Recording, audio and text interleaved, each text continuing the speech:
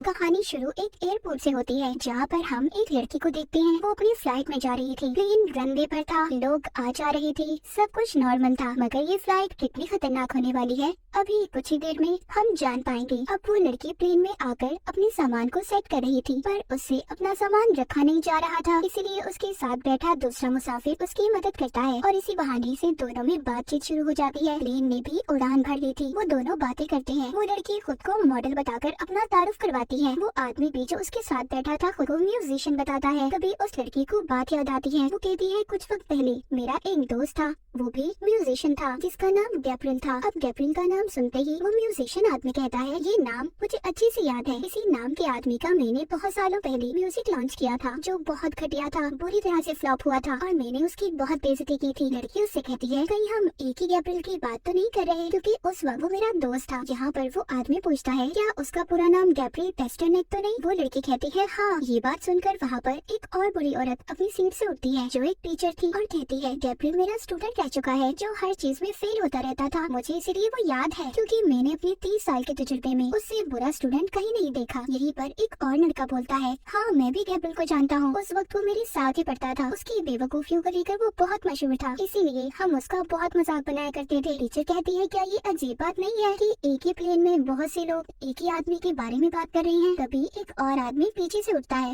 और कहता है, गैब्रियल को तो मैं भी जानता हूँ, वो मेरे पास काम करता था, बहुत ही साइको इंसान था, मैंने इसीलिए उसे जॉब से निकाल दिया। अपनी म्यूजिशियन को भी शक हो रहा था। वो उठकर पीछे की तरफ देखता है और प्लेन में बैठे सभी मुसाफिरों से पूछता है कि गैब्रियल को कौन कौन जानता है। हैरान करने वाली बात ये थी, सब के सब हाथ उठाते हैं, क्योंकि कहीं ना कहीं कभी ना कभी वो गैब्रियल से मिले थे और उसको जानते थे। अब वो म्यूजिशियन आदमी पूछता है, क्या यहाँ पर बैठे सभी लोगों ने इस फ्लाइट की टिकट को खुद खरीदा था? यहाँ पर एक और हैरान कर देने वाली बात सामने आती है, किसी ने भी इस फ्लाइट की टिकट को खुद से नहीं खरीदा था, किसी को गिफ्ट मिला था, तो यहाँ पर किसी की कंपनी ने दिया था। टीचर कहती है, मैंने तो इस फ्लाइट को कैंसिल करने का भी सोचा था, पर मुझे सख्ती से इस दिन आने का कहा गया। ये सभी बातें एयर होस्टेस सुन लेती है और आकर इनको बताती है कि जिस गैब्रियल पेस्टरनेक की आप लोग बात कर रहे हैं, वो आज इस फ्लाइट का कैबिन चीफ है और मेरा भी उससे मेरी पुरानी जिंदगी में रिश्ता रह चुका है। मैं और वो इकट्ठे ट्रेनिंग करते थे। एक दिन उसने मुझे प्रपोज किया, वो मुझसे शादी करना चाहता था, पर मैंने उसे मना कर दिया। बाद में वो मेरा सीनियर बन गया। आज वो इस प्लेन में है। मैं भी नहीं आना चाहती थी, पर ना चाहते हुए भी मुझे आज इस प्लेन में आना पड़ा, क्योंकि वो मेरा हेड है। पर परेशानी वाली बात ये है, वो कुछ वक्त पहले पायलट्स के हिस्से में गया था, पर अब तक वापस नहीं आया और किसी ने भी दरवाजा नहीं खोला। इसके अलावा दोनों पायलट्स कोई जवाब नहीं दे रहे। म्यूजिशियन परेशान हो जाता है। वो कहता है, इसका मतलब ये है, यहाँ पर जितने भी इंसान मौजूद हैं, सब ने कभी ना कभी कहीं ना कहीं गैब्रियल के साथ बुरा किया है। पर वो उस मॉडल लड़की से पूछता है, तुम तो उसकी दोस्त थी ना, तुमने क्या गलत किया था? वो कहती है, गैब्रियल मुझे पसंद करता था, पर मैं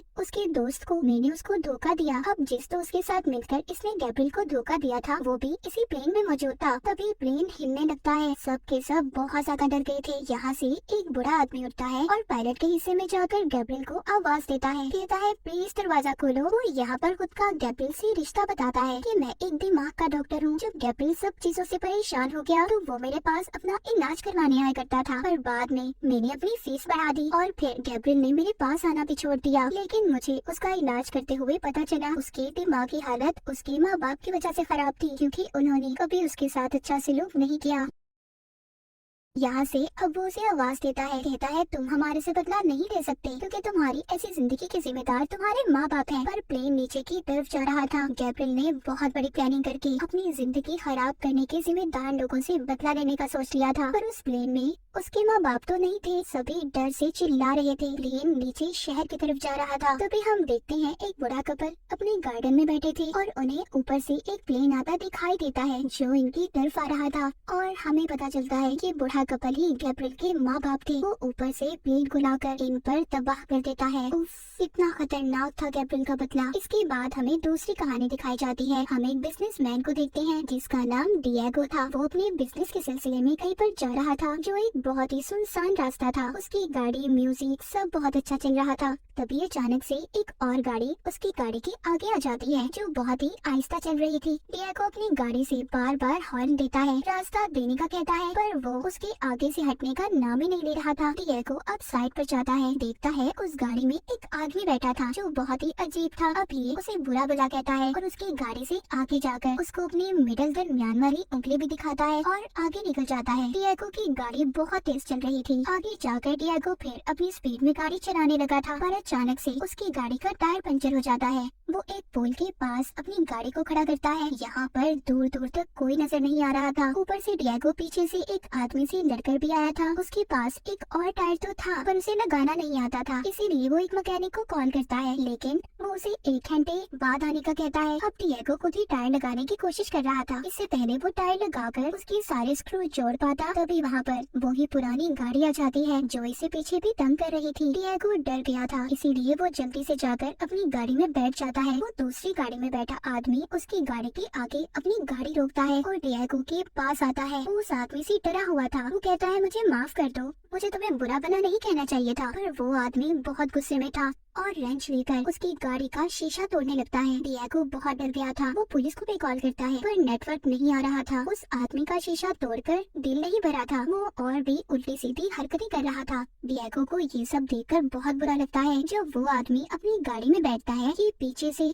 आधे रखे टायर से ही अपनी गाड़ी स्टार्ट करके उसकी गाड़ी को धक्का मारता है, जिससे उसकी पुरानी गाड़ी पूल में जाकर गिरती है और वो भी जख्मी हो गया था। फिर डिएगो वहाँ से जाने लगता है, पर अभी भी उसका गुस्सा ठंडा नहीं हुआ था। वो दोबारा से अपनी गाड़ी उस आदमी की तरफ मोड़ता है और उसे मारने की कोशिश करता है। इससे पहले वो कुछ कर पाता, डिएगो का टायर खुल गया था। उसकी गाड़ी भी पूल में जाकर गिरती है। वो आदमी अब इसकी गाड़ी में आकर इसे बहुत मारता है और सीट बेल्ट से इसका गला भी बांध देता है। उस आदमी का गुस्सा अभी शांत नहीं हुआ था। वो पेट्रोल टैंक में आग लगा देता है ताकि डिएगो वहीं पर मर जाए। जैसे ही वो जा रहा था, डिएगो पीछे से आकर उसकी टांग को पकड़ लेता है, जिससे दोनों ही गाड़ी में फंस गए थे। वहीं बाहर अब तक डिएगो का मैकेनिक भी आ गया था, लेकिन तभी वहाँ पर एक जोरदार धमाका होता है जिसमें डिएगो और वो आदमी मर गए थे। जब वो मैकेनिक पुलिस को बुलाता है, वहाँ पर आकर वो लोग आग बुझाते हैं तो देखते हैं गाड़ी में उन दोनों के स्केलेटन ढांचे ही बचे थे। जैसे ही वो दोनों बैठे थे, पुलिस ऑफिसर उन्हें देखकर कहता है शायद दोनों एक दूसरे को बचाने की कोशिश कर रहे थे, पर ये नहीं जानते थे कि दोनों ने बदले की आग में एक दूसरे को खत्म कर दिया था। तो ये सबक हम सबके लिए है कि अगर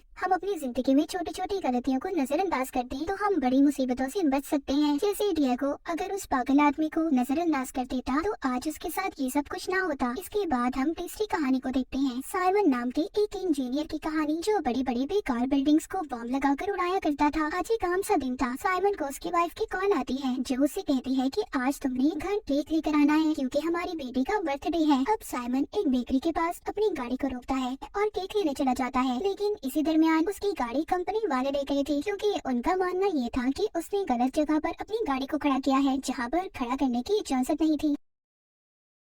वो अब टैक्सी लेकर टैक्स अथॉरिटी के ऑफिस जाता है, जहाँ पर वो जाकर कहता है कि उसकी कोई गलती नहीं थी, मेरी गाड़ी को बगैर गलती के क्यों उठाया गया, तो मैं आप लोगों को कोई फाइन जुर्माना नहीं दूंगा। वहाँ पर बाकी के लोग भी उनसे यही कह रहे थे, पर वो फाइन देने वाला आदमी कहता है सर आपको जुर्माना तो देना होगा वरना आपको और पैसे अदा करने पड़ेंगे। साइमन के पास कोई और रास्ता नहीं था, इसलिए वो जुर्माना देकर अपनी गाड़ी को छुड़वा लेता है, पर ट्रैफिक की वजह से साइमन जल्दी घर नहीं पहुँच पाता। घर पर उसकी बेटी एक छोटी सी पेस्ट्री से अपना बर्थडे सेलिब्रेट कर लेती है। वो जब घर आता है तो उसकी वाइफ उससे बहुत नाराज थी क्योंकि साइमन हमेशा से ये मानता था कि हमारी गवर्नमेंट ईमानदारी से काम नहीं करती और इन्हीं चक्करों में लगा रहता था। अगले दिन वो गवर्नमेंट ऑफिस पहुंचता है ताकि अपने ऊपर लगे गलत जुर्माने की शिकायत कर सके, पर यहाँ पर गवर्नमेंट ऑफिसर उससे कहता है जो आपका जुर्माना है आपको किसी भी हाल में देना है। ये बात तो सुनकर साइमन भड़क गया था और उस पर हमला कर देता है। वहाँ खड़े लोग सब उसको हौसला दे रहे थे, लेकिन इतने में पुलिस आ जाती है जो उसको गिरफ्तार कर लेती है। पर थोड़ी ही देर में साइमन का दोस्त पुलिस स्टेशन जाकर उसको छुड़वा लेता है, मगर अब ये खबर अखबार में भी छप चुकी थी। इस वजह से उसे नौकरी से भी निकाल दिया जाता है। उसकी वाइफ भी डाइवोर्स तलाक के केस को फाइल कर देती है। उसको उसकी बेटी की कस्टडी भी नहीं मिलती क्योंकि उसके पास अब कोई नौकरी भी नहीं थी। उसको इसके अलावा कोई भी नौकरी नहीं दे रहा था। एक दिन दोबारा से उसकी गाड़ी को कंपनी वाले उठा कर ले जाते हैं, हालांकि इस बार भी कोई उसकी गलती नहीं थी। वो इस बार चुपचाप बिना कुछ बोले अपनी गाड़ी को छुड़वा लेता है, मगर इन सब की वजह से उसके दिल में काफी गुस्सा था क्योंकि इन्हीं की वजह से उसकी नौकरी, फैमिली, उसका बनाया दिखाया गया मुस्तकबिल सब कुछ तबाह हो गया था। वो एक रात जागकर अपनी गाड़ी में कुछ तब्दीलियां करता है